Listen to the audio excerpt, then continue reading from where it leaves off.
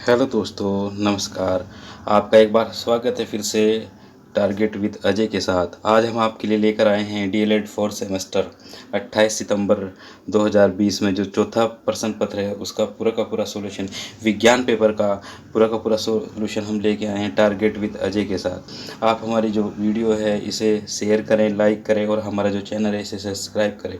आपको आज हम पूरा जो विज्ञान पेपर अभी हाल ही में संपन्न हुआ है वे सोल्व करके दिखाते हैं। तो दोस्तों अब हमसे सोल्व करते हैं।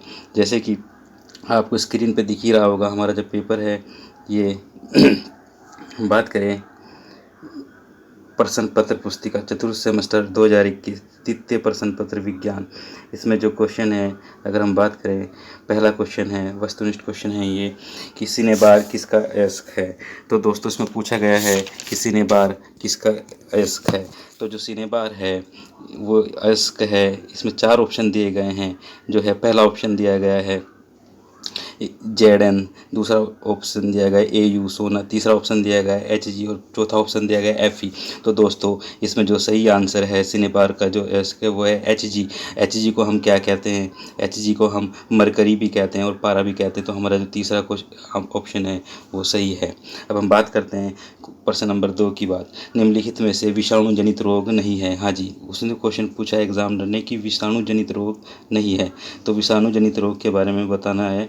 नहीं है जो नहीं है, जैसे कि पोलियो है विषाणु से होता है, कोरोना भी विषाणु से होता है, एड्स भी विषाणु से होता है। तो इसमें सही आंसर होगा ऑप्शन 4 हैजा। हैजा जो होता है वो बैक्टीरिया मतलब जीवाणु से होता है। आगे चलते हैं। आगे हमारा क्वेश्चन है निम्नलिखित में से प्राथमिक सेल नहीं है। हाँ जी, जो प्राथमिक सेल नहीं है वो है सीसा। सीसा संचालन सेल, यह प्राथमिक सेल नहीं है। तो जो इसका आंसर होगा, इसका सही आंसर होगा ऑप्शन नंबर 4 सीसा। सीसा जो है हमारा इसका सही आंसर है।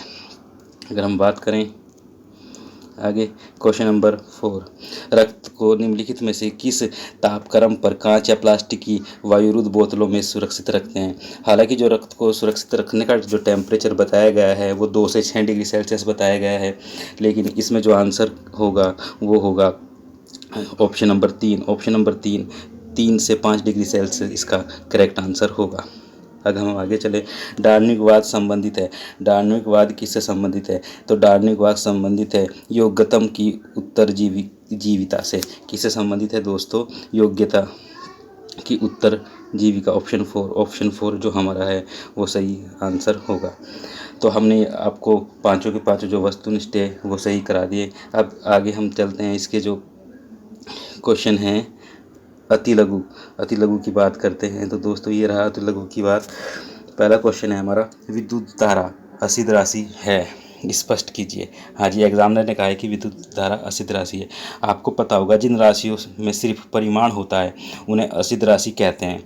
तो विद्युत धारा भी एक असिध राशि है।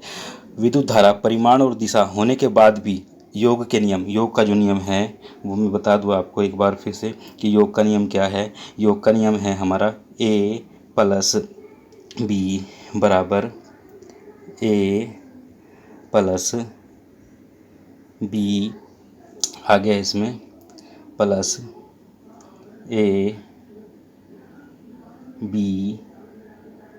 Cos theta. हाँ जी, क्या है? Cos theta. तो A+B बराबर A+B कोस थीटा। तो ये हमारा क्या है? योग का नियम है। तो जो विद्युत धारा है योग के नियम का पालन नहीं करती है, अतः विद्युत धारा एक क्या है? अदिश राशि है। विद्युत धारा क्या है? अभी अगर हम बात करें क्वेश्चन नंबर 7 की, चुंबकीय क्षेत्र से क्या तात्पर्य है? यह चुंबकीय क्षेत्र किसे कहते हैं? चुंबकीय क्षेत्र विद्युत धाराओं और चुंबकीय सामग्री का चुंबकीय प्रभाव है। चुंबकीय क्षेत्र विद्युत धाराओं और चुंबकीय सामग्री का चुंबकीय प्रभाव है। ठीक है दोस्तों।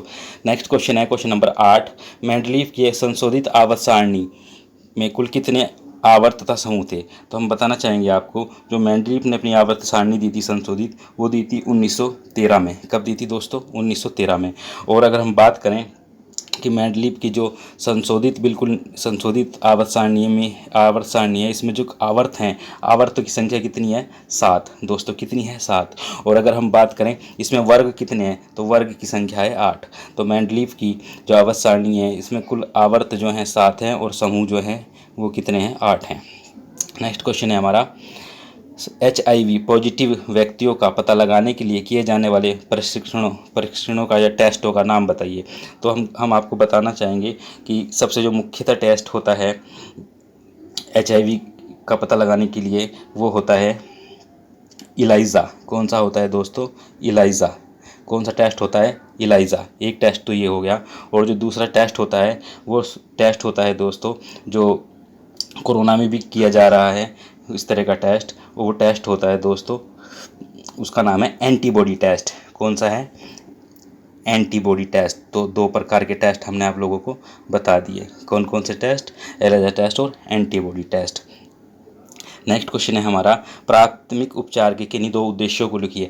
मतलब जो हमारा प्राथमिक उपचार है उसके कौन से 2 उद्देश्य हैं? तो दोस्तों पहला प्रथम उद्देश्य तो आप सभी को पता होगा कि किसी इंसान की जान बचाना, ये तो मुख्यतः उद्देश्य है ही।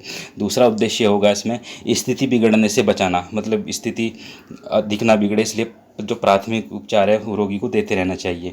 तीसरा इसमें है ठीक होने में मदद करना, किसी भी व्यक्ति को ठीक होने में मदद करना, ये प्राथमिक उपचार के कारण या उद्देश्य हो सकते हैं। आगे हम बात करते हैं ऊर्जा का पिरामिड कैसा होता है। तो ऊर्जा का जो पिरामिड होता है दोस्तों वो सदैव कैसा होता है? वो सदैव होता है दोस्तों, वो सीधा बनता है। ऊर्जा का पिरामिड कैसा होता है? सदैव कैसा होता है? सदैव सीधा होता है। ऊर्जा का पिरामिड सदैव सीधा होता है। अगर हम बात करें लघु उत्तरीय क्वेश्चन है हमारे, क्वेश्चन नंबर 12 है, खाद्य श्रृंखला तथा खाद्य जाल में अंतर स्पष्ट कीजिए।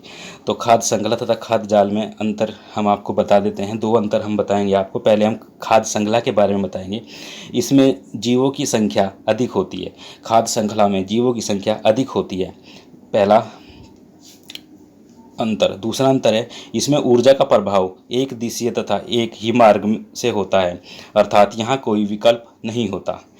ठीक है जी, ये तो होगी खाद्य श्रृंखला। अगर हम बात करें खाद्य जाल की, इसमें जीवों की संख्या कम होती है। इसमें जीवों की संख्या कम होती है।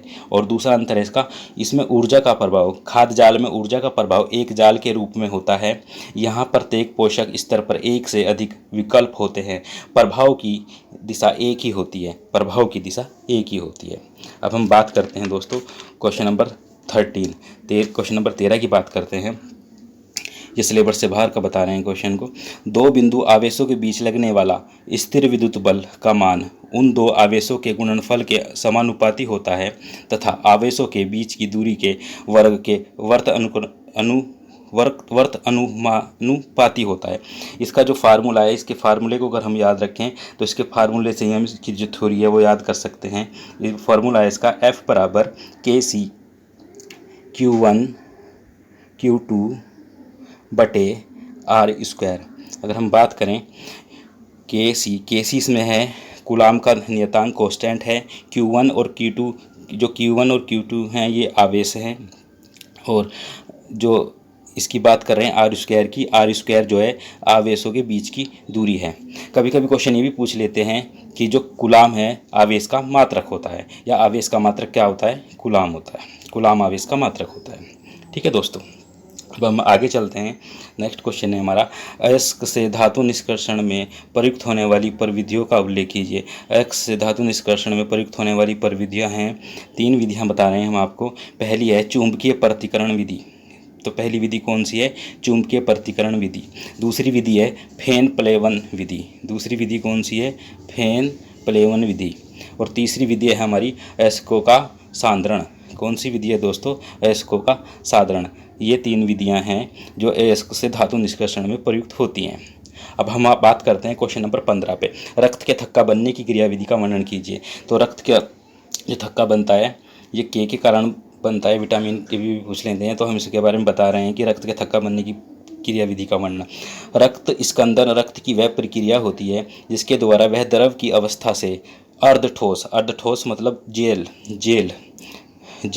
जेल की अवस्था में चला जाता है, एक जमावड़ा या थक्का बना लेता है। यह स्तंभन के लिए आवश्यक है, जिसमें घाव लगी हुई किसी रक्त वाहिनी से खून का बहाव रोका जा सकता है।